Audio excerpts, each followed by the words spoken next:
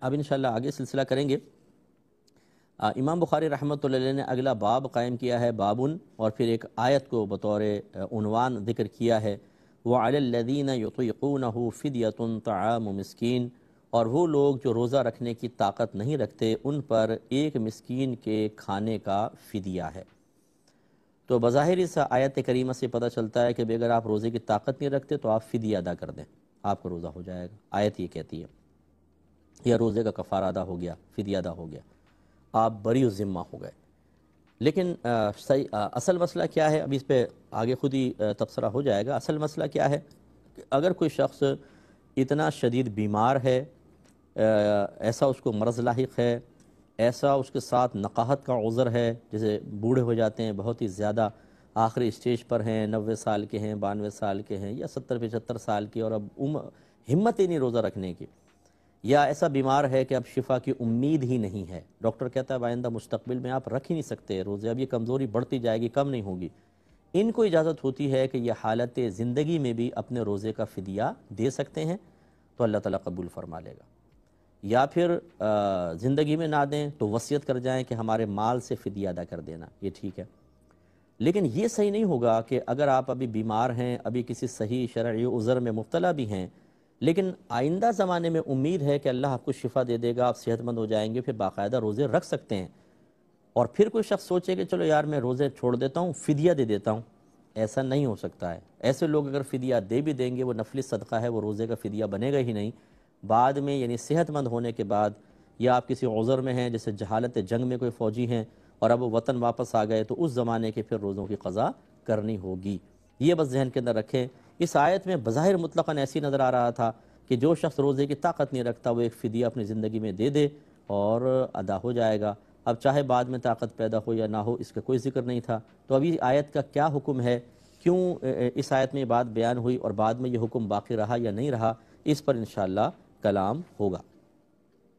حدیث نمبر ہے 1949۔ حضرت ابن عمر رضی اللہ تعالی عنہ نے یہ آیت پڑھی جو ابھی میں نے آپ کو پڑھ کے سنائی تھی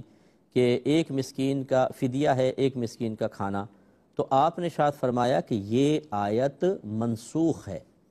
قال ہی منسوخۃ۔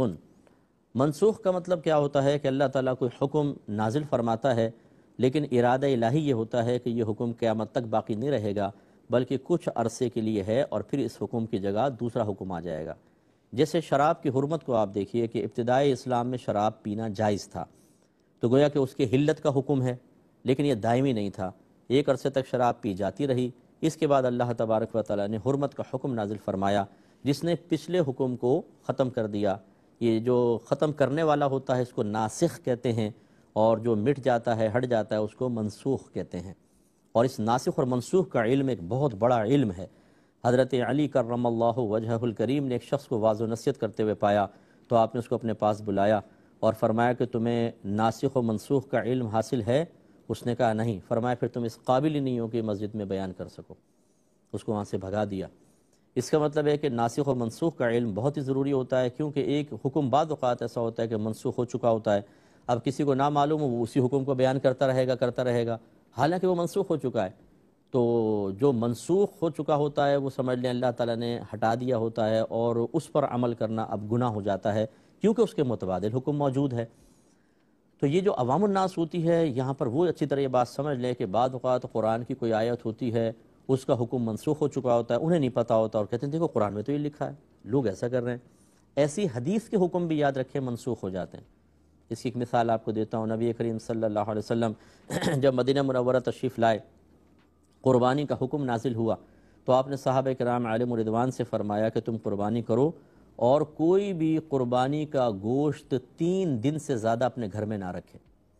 یعنی سارا تقسیم کرو۔ اور وجہ کیا تھی کہ اس زمانے میں تنگ دستی تھی، ابھی نئے نئے مسلمان آئے تھے، ہجرت کر کے آئے تھے، اور ان کے لیے معاشی مسائل تھے، تو ایک بیلنس قائم ہو جائے، اس لیے سرکار نے یہ حکم ارشاد فرما دیا۔ پھر کچھ عرصے بعد آپ نے خود ہی فرمایا کہ میں نے تم لوگوں کو منع کیا تھا کہ گوشت جمع نہ کرو، لیکن اب میں تمہیں اس کی اجازت دیتا ہوں۔ اور یہ وہ وقت تھا کہ جب پھر مسلمان جو مہاجر مسلمان تھے انہوں نے بھی اپنے کاروبار وغیرہ اور دیگر چیزیں سیٹ کر لی تھیں، تو اب سرکار نے حکم دے دیا اب تم جمع، پھر وہی حکم ارشاد فرمایا کہ تم رکھ بھی سکتے ہو، دوست احباب کو دو، غریبوں میں تقسیم کرو، یعنی کل اختیار دے دیا۔ اس کا مطلب یہ ہوا کہ حدیثوں کے بھی بعض احکام ایک مخصوص وقت کے لیے ہوتے ہیں، پھر دوسری حدیثیں ظاہر کرتی ہیں کہ یہ حکم ختم ہو گیا، اب اس کی جگہ یہ دوسرا حکم آئے گا۔ اس لیے عوام الناس کبھی بھی ایسا نہ کرے، اور خصوصی طور پہ میں اپنے بہن بھائیوں سے گزارش کرتا ہوں، اگر آپ ایسی حدیث پڑھیں کہ جس میں کوئی حکم بالکل واضح لکھا ہو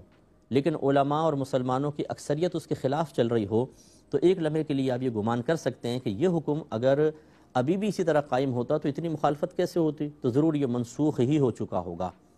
لیکن حکم نہ لگائیں آپ، یہ میں ایک اندازہ کرنے کے لیے کہہ رہا ہوں، اور بہتر ہے کہ فوراً کسی اچھے مستند مفتی صاحب سے آپ رجوع کر لیں تو وہ اور وضاحت کر دیں گے۔ لیکن اس پر اس حدیث کو بنیاد بنا کر سب پہ تانہ زنی شروع کر دینا، سب کو فاسق و فاجر سمجھنا، سب کو مخالف حدیث عمل پر مجتمع ماننا، اور سب کو فرمان رسول کی مخالفت کرنے والا کہنا، کسی کو کوئی نقصان نہیں ہوگا، آپ کی آخرت تباہ ہو جائے گی۔ اس لیے حضرت ابن عمر رضی اللہ تعالی عنہما کے اس فرمان کو غور سے دیکھیں کہ آیت میں واضح طور پہ موجود تھا کہ اگر تم روزے کی طاقت نہیں رکھتے تو ایک مسکین کے کھانے کے برابر فدیہ دے دو، جس کو ہم صدقہ فطر کی مقدار کہتے ہیں۔ لیکن یہ حکم ایک مخصوص وقت کے لیے تھا۔ حضرت فرماتے ہیں کہ یہ آیت منسوخ ہے، یعنی یہ حکم پھر ختم کر دیا گیا۔ اگلے باب گزرنا چاہیے۔ اگلے باب کی طرف آتے ہیں، باب قول النبی صلی اللہ علیہ وسلم اذا رأیتم الہلال فصوموا واذا رأیتموہ فافطروا، یعنی نبی کریم صلی اللہ علیہ وسلم کا یہ ارشاد کہ جب تم رمضان کا چاند دیکھو تو روزے رکھو، اور جب تم عید کا چاند دیکھو تو روزے چھوڑ دو، یعنی عید کرو۔ اس سے پہلے بھی کلام ہو چکا ہے، ایک حدیث آئی تھی کہ نبی کریم صلی اللہ علیہ وسلم نے چاند کی رویت کو بنیاد بنایا ہے روزے شروع کرنے کے لیے بھی اور روزوں کے اختتام یا عید کرنے کے لیے بھی۔ یہ اصل معیار شرع ہے۔ باقی یہ کہ جدید ٹیکنالوجی سے اگر آپ کسی چیز کا اندازہ کر کے اور اس حدیثوں کو ختم کرنا چاہیں، اس حکم سے روگردانی کرنا چاہیں، بالکل ٹھیک نہیں ہے، یہ نہیں ہو سکتا۔ ہاں، مدد لے سکتے ہیں آپ جدید ٹیکنالوجی سے، اور ہم اکثر یہ سمجھاتے ہیں کہ آپ سب سے پہلے چاند دیکھنے کا اہتمام کریں۔ اگر نظر نہیں آتا اور آپ کے علاقوں میں اچھے علماء اور مفتیان کرام موجود ہیں تو جو سب سے بڑے عالم اور مفتی ہیں ان کو فالو کریں آپ، اور اگر ایسا نہیں ہے تو پھر میجورٹی کو آپ دیکھیں کہ جو اچھے سلجھے ہوئے اور صاحب علم لوگ ایک طرف ہوں، ان کو آپ اختیار کریں۔ اور یہ بھی اگر آپ کو نہیں پتہ چل رہا تو جو پھر آپ کی قریب ترین مسجد ہے آپ اس کے مطابق کر لیں، اللہ تعالیٰ معاف فرمانے والا ہے۔ لیکن چاند دیکھنے کا اہتمام کرنا بہت ضروری ہے۔ چاند نہ دیکھیں، اہتمام نہ کریں، اور ویسے ہی مطلب یہ کہ کچھ لوگ کچھ سائنٹیفک طریقوں سے یا جدید ٹیکنالوجی سے چاند کا اعلان کر دیں، یہ قابل قبول نہیں ہے۔ یہ حکم شرع ہے کہ آپ چاند دیکھیں، اہتمام کریں۔ اب وہ چاہے دوربین سے دیکھیں، جیسے میں نے کہا جدید ٹیکنالوجی سے بھی آپ فائدہ اٹھا سکتے ہیں، تو اس میں کوئی منع نہیں ہے۔ لیکن اگر یہ رویت کا معاملہ چند لوگوں تک محدود کر دیا جائے اور پوری امت کو فارغ کر دیا جائے تو پھر اس میں بہت خرابی اور بگاڑ آج نہیں تو کل پیدا ہونے کے امکانات ہیں۔ اس لیے انہی اصولوں پر ہمیں چاند دیکھنا چاہیے یا روزہ رکھنا چاہیے، رمضان کا مہینے کا آغاز کرنا چاہیے یا اختتام کرنا چاہیے، جو اللہ کے نبی نے ارشاد فرمایا۔ لہذا سرکار کیا فرماتے ہیں، 1906 نمبر حدیث پاک ہے، حضرت عبداللہ بن عمر رضی اللہ تعالی عنہما بیان کرتے ہیں کہ رسول اللہ صلی اللہ علیہ وسلم نے رمضان کا ذکر فرمایا، پھر ارشاد فرمایا کہ تم روزہ نہ رکھو حتیٰ کہ تم ہلال یعنی چاند دیکھ لو، اور تم روزہ نہ چھوڑو حتیٰ کہ تم چاند دیکھ لو، یعنی شوال کا چاند دیکھ لو، اور اگر تم پر مطلع غبار آلود یا ابر آلود ہو تو روزوں کی گنتی پوری کرو۔ تو فرض کر لیں کہ 29 کو آپ نے اہتمام کیا، نہیں نظر آیا چاند، تو اگلا 30 کا دن پھر ہوگا۔ روزے 29 یعنی مہینہ جو ہے اسلامی لحاظ سے 29 کا ہوگا یا 30 کا، 31 کا کوئی تصور نہیں ہے۔ تو اس کا مطلب ہے 29 کو آپ نے چاند دیکھنے کا اہتمام کیا، نہیں نظر آیا تو 30 کی گنتی پوری کریں۔ اس میں کوئی بڑا پرابلم نہیں ہے، کوئی ٹینشن کی بات نہیں ہے۔ خواہ مخواہ ان مسئلوں کو ہم بہت زیادہ اٹھا دیتے ہیں اور چاہتے ہیں کہ پوری دنیا ایک ساتھ کرے، ضروری نہیں ہے۔ ہر علاقے والے کو گویا کہ خطاب ہے، ایک کنٹری اپنے حساب سے کر سکتا ہے، دوسرا اپنے حساب سے۔ ان کو اگر چاند نظر آ گیا کسی کو، اس نے رمضان کا اعلان کر دیا، ہمارے یہاں چاند نظر نہیں آیا تو ہمیں حکم یہ ہے کہ ہم اہتمام کریں۔ مثال کے طور پہ آپ شعبان ہے، ٹھیک ہے نا، 29 شعبان کو آپ نے رمضان کا چاند دیکھنے کا اہتمام کیا، کسی اور کنٹری میں نظر آ گیا لیکن آپ کو بھی نظر نہیں آیا۔ آپ کے نبی نے کیا فرمایا، اگر مطلع ابر آلود ہو، غبار آلود ہو تو گنتی پوری کر لو۔ تو اس کا مطلب ہے کہ بادل بہت زیادہ ہیں، چاند نظر نہیں آیا یا کسی وجہ سے نظر نہیں آیا، تو بس اس کا مطلب ہے گنتی پوری کریں، 30 شعبان پورے کریں، اس کے بعد 31 کا تو مہینہ ہوتا نہیں، رمضان خود بخود آئے گا، پہلا فرسٹ رمضان ہو جائے گا۔ یہ کوئی جھگڑے والی بات نہیں ہے، اس کو نامعلوم کس وجہ سے اتنا زیادہ ہم باعث نزاع بنا دیتے ہیں، بڑے پولائٹلی طریقے سے نبی کریم کی ہدایت کے مطابق ان مسائل کو حل کیا جا سکتا ہے۔ اگلی حدیث ہے 1907 نمبر، حضرت عبداللہ بن عمر ہی اس کے راوی ہیں، نبی کریم صلی اللہ علیہ وسلم نے فرمایا مہینہ 29 راتوں کا بھی ہوتا ہے، اس لیے تم روزہ نہ رکھو حتیٰ کہ تم چاند دیکھ لو، پس اگر تم پر چاند مستور ہو جائے یعنی چھپ جائے تو تم 30 دن کی گنتی پوری کرو۔ بالکل واضح چیز ہے، 29 کو اہتمام کریں، نہیں نظر آیا تو کل 30 شعبان ہوگی، اس کے بعد پہلا اسی طریقے سے 29ویں رمضان کو اہتمام کریں، چاند نظر آ گیا تو اگلے دن عید، نہیں نظر آیا تو 30 کی گنتی پوری کریں، کوئی مسئلہ نہیں ہے۔ اہتمام جو ہیں وہ ایسے ہی لوگوں کے سپرد کیا جائے جو اہل علم بھی ہوں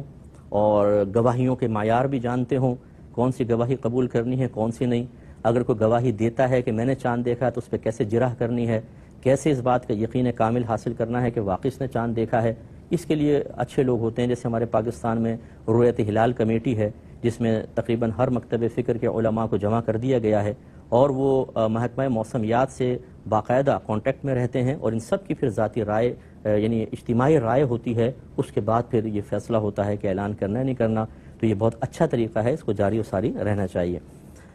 اگلی حدیث دیکھیں 1908 نمبر حدیث پاک ہے، حضرت ابن عمر رضی اللہ تعالیٰ عنہ بیان کرتے ہیں کہ نبی کریم صلی اللہ علیہ وسلم نے ارشاد فرمایا مہینہ اتنے دنوں کا اور اتنے دنوں کا ہوتا ہے، یعنی اپنی فرمائی یوں اور 2 دفعہ کیا تو یہ 20 ہو گئے، اور کہتے ہیں اور تیسری مرتبہ آپ نے انگوٹھے کو دبا لیا تو یہ 10 یہ 20 اور پھر سرکار نے انگوٹھا دبا کے یوں کیا تو یہ ہو گئے 29، یعنی 29 کا بھی ہوتا ہے۔ تو اس کا مطلب یہ ہوا کہ نبی کریم صلی اللہ علیہ وسلم نے واضح طور پہ شرعی لحاظ سے بتایا کہ مہینے جو ہیں اسلامی مہینے وہ 29 دن کے بھی ہو سکتے ہیں اور 30 دن کے بھی ہو سکتے ہیں۔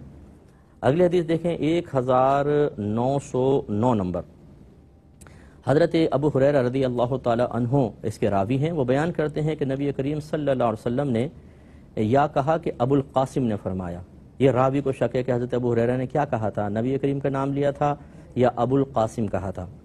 تو کیا فرمایا کہ چاند دیکھ کر روزہ رکھو اور چاند دیکھ کر روزہ چھوڑو یعنی عید کرو، اور اگر چاند چھپا ہوا ہو تو شعبان کے 30 روزوں کی گنتی پوری کرو۔ امید ہے کہ بات بہت اچھی سمجھ میں آ گئی ہوگی۔ وآخر دعوانا ان الحمدللہ۔